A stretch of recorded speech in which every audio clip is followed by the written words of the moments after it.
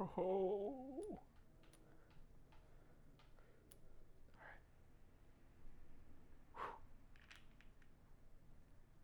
No! Oh!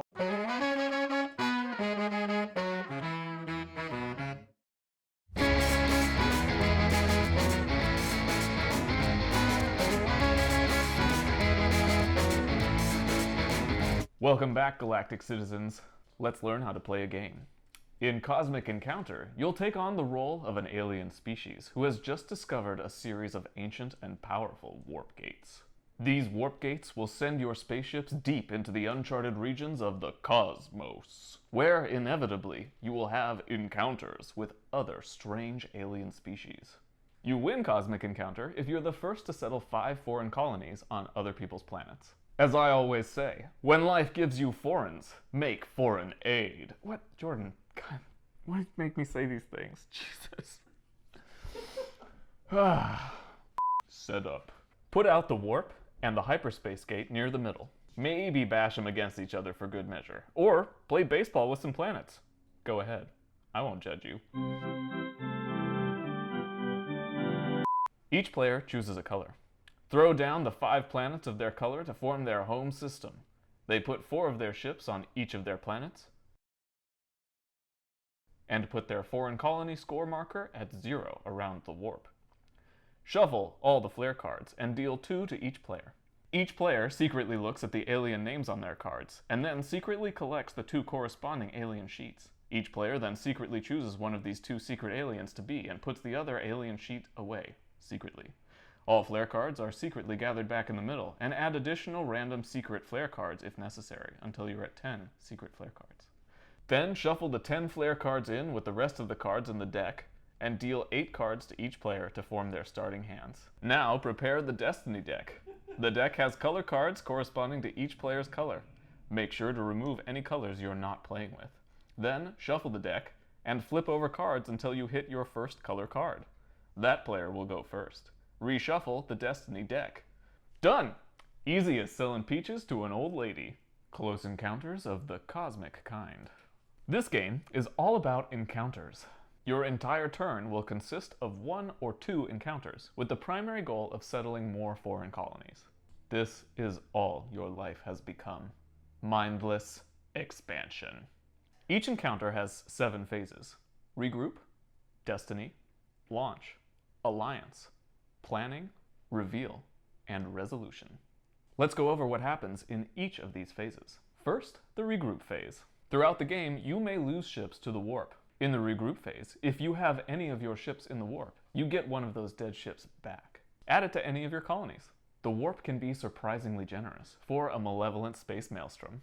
In the Destiny phase, you'll flip over the top card of the Destiny deck to see what fickle fate has in store for you. This card will tell you what other player you'll have an encounter against in their home system. There are 3 cards for each player, and a few special Destiny cards. Just read the card. It'll tell you who to have an encounter against. In the launch phase, grab the warp gate and point that phallic beauty at any planet in the targeted player's home system. Then, move between 1 and 4 of your ships from your colonies onto the warp gate to send in the encounter. A bit of terminology here. Both the player whose turn it is and the player being encountered are main players. The player whose turn it is the offense, and the player they're encountering is the defense. In the alliance phase, both main players get the chance to ask other players for their assistance. First, the offense may ask any other players for help. Then the defense may do the same. You don't have to, though. Allies will frequently end up with some sweet rewards, and you may not want those going to the player who's in first place. Or the jerk who backstabbed you last turn. Going around clockwise from the offense, each player invited to ally may choose to accept an invitation from either the offense or the defense. You can't ally with both sides at the same time, and you can't fight against yourself. This isn't the Battle of Karansevesh. Offensive allies contribute 1 to 4 ships to the warp gate. Defensive allies contribute 1 to 4 of their ships near the targeted planet. Alright, all allies have been declared, and all ships have been committed to the encounter. The stakes are high, and the tensions are higher. What are the stakes doing up there? What are they planning?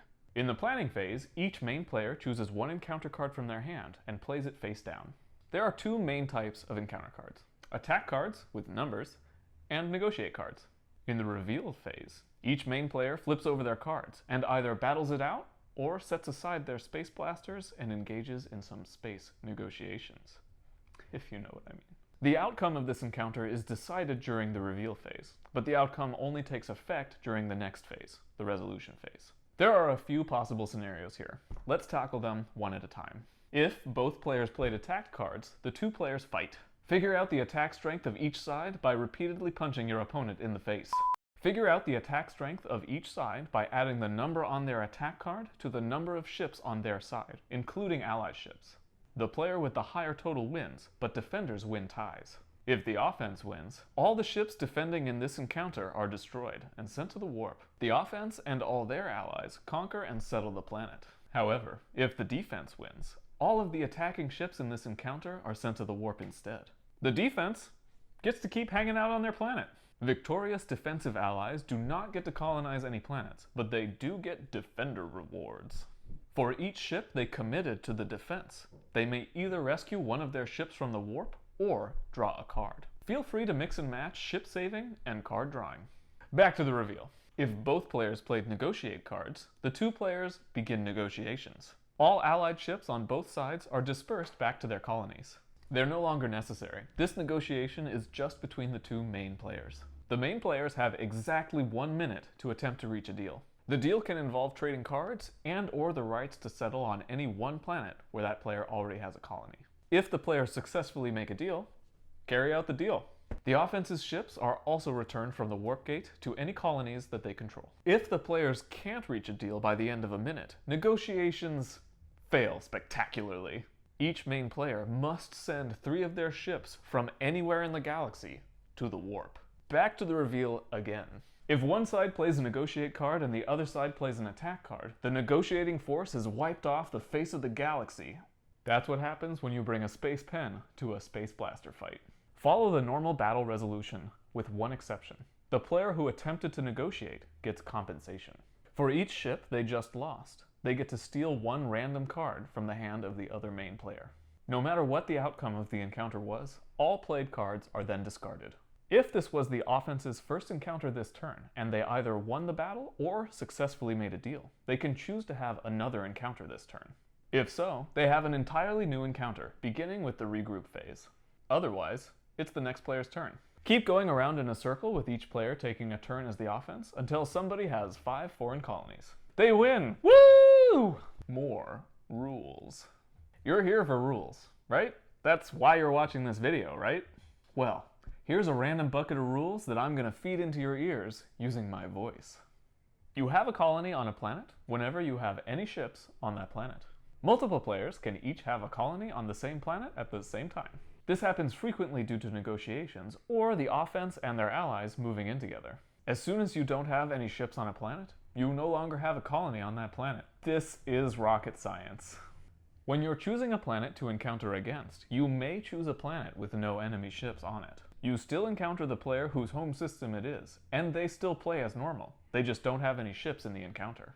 Some Destiny cards will also let you encounter another player's colony in your home system. There's not too much special about these encounters. They work mostly the same way as normal encounters. During encounters, ships on the planet that don't belong to the defense are completely ignored. They aren't used to calculate fight strength for either side, and they'll stay on the planet no matter what the outcome of the encounter is. The only 2 ways to draw lots of cards are defender ally rewards and compensation when you negotiate against an attack. You never draw otherwise. However, if you don't have any encounter cards in your hand and it's the start of your turn or someone is encountering you, you discard your whole hand and draw a new set of 8 cards. If multiple players all settle their 5th foreign colony at the same time, they all win together. Oh, so nice. And so sad when everyone wins together without you.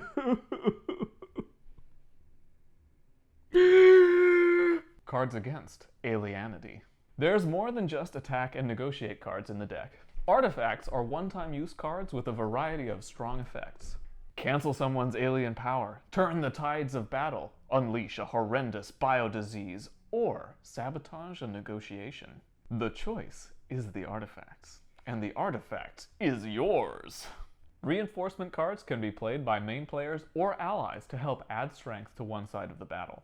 The Morph card is a special encounter card that copies the encounter card played by your opponent.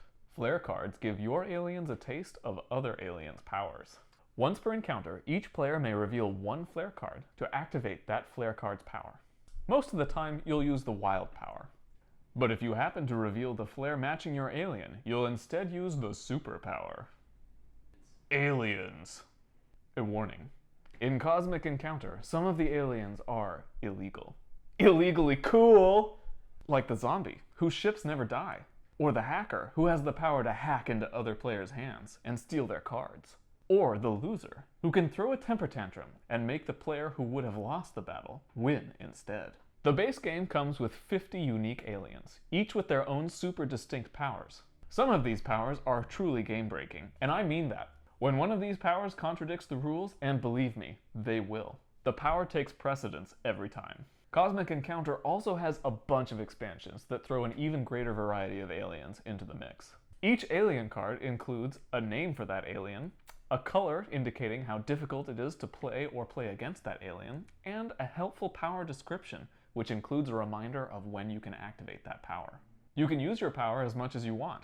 However, you need to have a colony on at least 3 of your 5 home planets to be able to use your alien's powers. So that's Cosmetic Counter, the game where you try to sell as much perfume as you can and sabotage your fellow players to gain Employee of the Month. Bonus points for spraying your coworkers in the eyes with that Chanel No. 5. So that's Seismic Spin Tower. Hit it, spin it, but can you make it fall down and pound the ground?